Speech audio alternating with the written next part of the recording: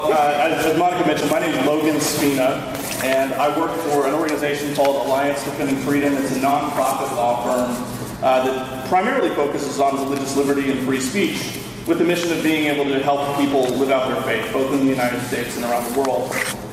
My practice focuses on protecting the free speech rights of teachers and also students and professors, so at public schools and in public universities. As you can imagine, about 95%, maybe even 99% of the calls that my sector of ADF gets is related to gender identity and pronouns today. We are, just awash in this issue because it is thoroughly infested the public schools, and it implicates people's constitutional rights because teachers and students and professors are being forced to say things that they believe aren't true on pain of losing their jobs. So I'm going to try to leave as much time here for our other speakers and for Q&A, but I'm just going to try and address kind of 3 quick points for you tonight, and then we can talk about any other issues that you guys want to talk about. So one of them, I'm just going to talk about a little bit of the shift in the ideology that we've recently seen and the way that it's being pushed specifically in curriculum. You're going to hear more about the issue itself from a medical perspective and a spiritual perspective, so I'll leave that mostly for our next 2 speakers, but I want to talk a little bit about what's going on with the ideology. Then I'm going to talk about the legal side of it, so both the legal rights that you all have as people and as parents and as potentially members of an educational community, etc., and talk a little bit about the cases that ADF is currently litigating in this area. And then I wanted to talk about just 2 reasons why you should become active with respect to this particular issue.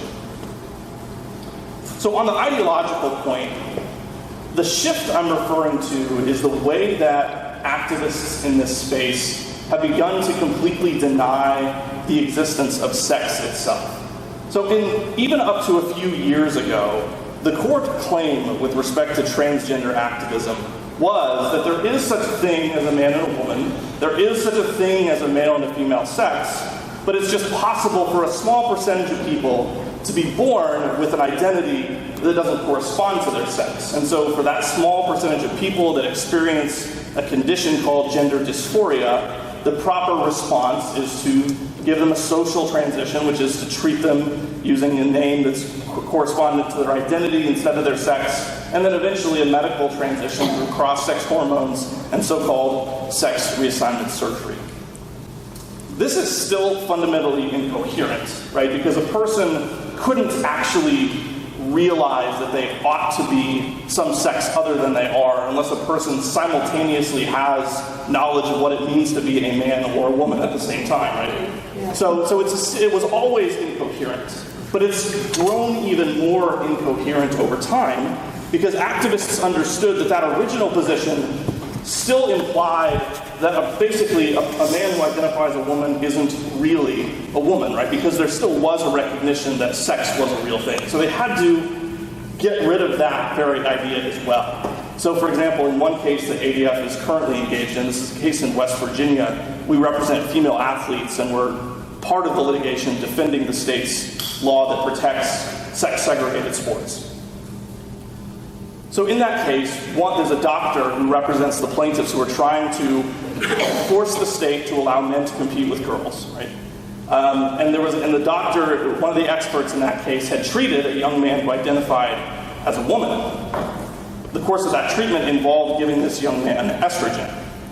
So our expert was asking this woman what the sex of this child actually was. And she was insisting that his sex was female, in addition to his gender identity being female. And then he asked her, well, how did you know to give estrogen to someone that you're insisting was sexually female? And she had to, had no real answer to this. She had to simply insist, well, I knew his sex assigned at birth was male, right? But it's nonsense, right, to say that you would actually give that particular treatment, sex reassignment from male to female, to someone who's already female. Nevertheless, this is what she insisted on.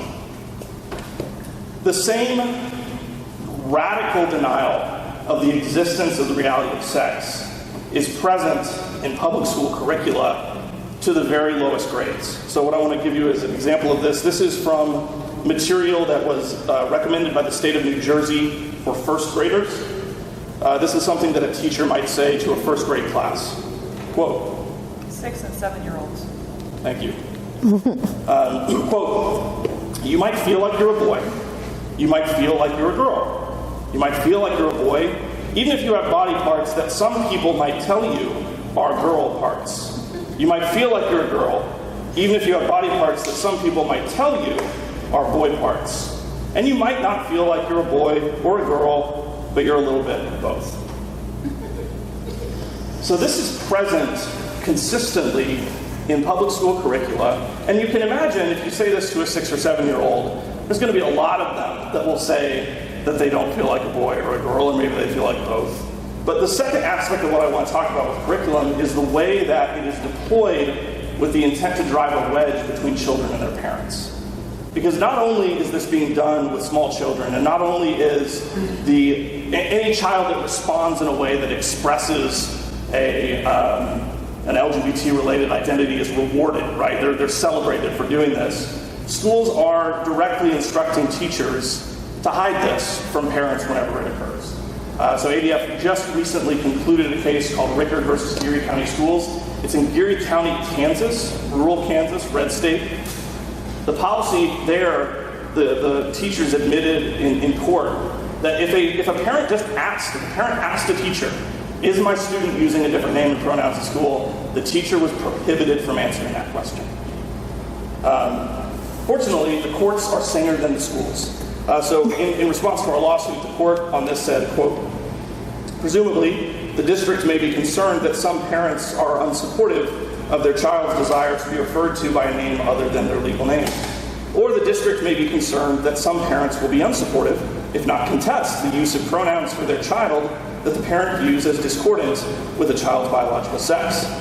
But this merely proves the point that the district's claimed interest is an impermissible one, because it is intended to interfere with the parent's exercise of a constitutional right to raise their children as they see fit. And whether the district likes it or not, that constitutional right includes the right of a parent to have an opinion and have a say in what a minor child is called and by what pronouns they are referred."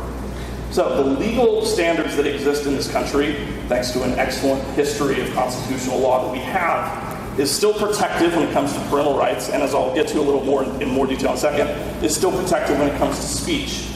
But in terms of just the problem, the extent to which an utterly incoherent and radical ideology has taken hold in our public schools, the problem is dire. So that's the ideology issue, that's the curricular issue. A little more on the legal side. As a general rule in America, I think the general rule can be illustrated by one of my favorite scenes from a TV show called The Office. I don't know if any of you are a fan. So there's one particular episode where one of the main characters, Michael Scott, is in some financial difficulty. And he learns that he could just declare bankruptcy and all of his problems will go away. So he walks out into the main area of his office and he shouts, "I declare bankruptcy!"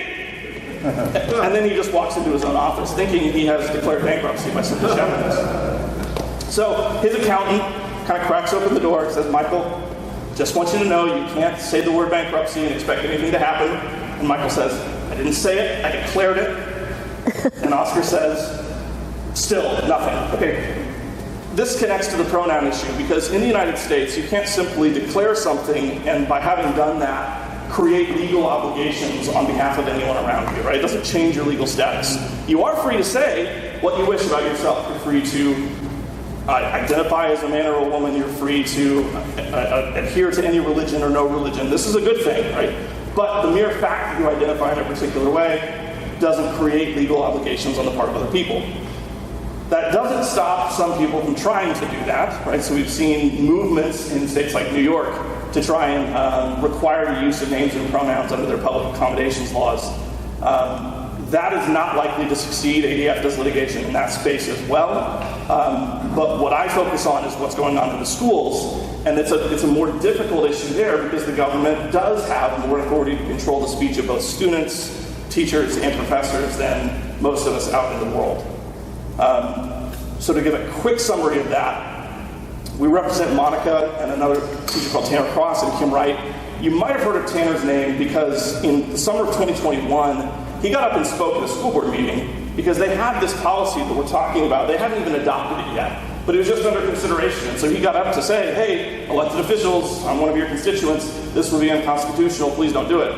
He was suspended 2 days later for doing that, speaking at a public meeting. So we initially brought the lawsuit simply challenging the free speech retaliation aspect of it. That went all the way up to the Virginia Supreme Court. The Virginia Supreme Court sided with Tanner, and so he was reinstated. But then, of course, undeterred, the school board adopted the policy anyway, and so that litigation about the constitutionality of the policy is ongoing.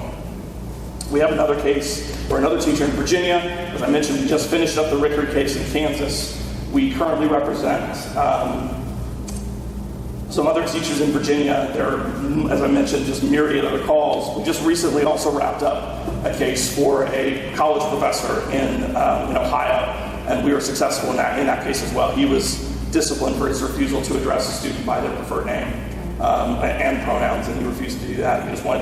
He wanted us to use a neutral practice of using last names, and of course the university was unsatisfied with that. But that case went up to the Sixth Circuit Court of Appeals, and we prevailed on his behalf as well. So the legal landscape is challenging in school, but we're still getting good results there. And so if you have a child who is in a school where this is an issue, or you know someone who does, please talk to me after. I'd be happy to give you my contact information and talk about anything that we might be able to do to help on that. Okay, really quickly, the two reasons why I think that this really matters for you to get involved in, even if you don't have a child who's currently addressing this issue or whatever else.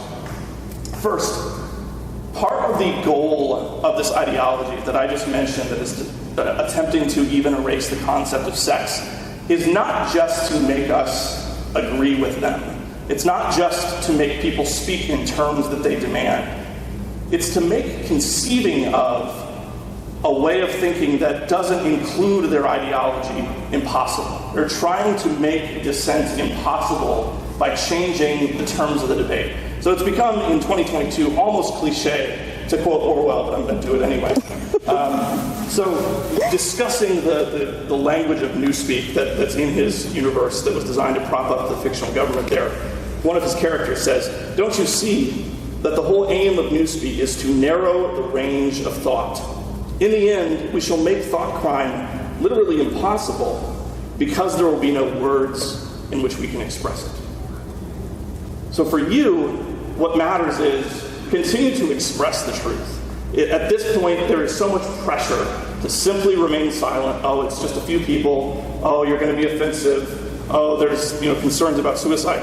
All of which are real. We should be compassionate. We should be sharing the love of Christ. But we must be speaking up out of love for our neighbor. And the second issue is just the way that courage still has an effect in a country like the United States. So the courage of people like Monica, the courage of people like Tanner, the courage of people like Dr. Merriweather, it's contagious. A long time ago, in the 1920s, there's a case called Whitney versus California where Justice Brandeis wrote, "Those who won our independence believed that the final end of the state was to make men free to develop their faculties, that in its government the deliberative forces should prevail over the arbitrary. They valued liberty both as an end and as a means. They believed liberty to be the secret of happiness and courage to be the secret of liberty." I think that's right. I think courage is the secret of liberty. I am deeply grateful to all of you for being here tonight, and I encourage you to courageously continue to speak the truth, to continue to make dissent possible, and ultimately to win on this issue in our culture, because I believe that we will, and it will safeguard generations of children and other people. So thank you all very much.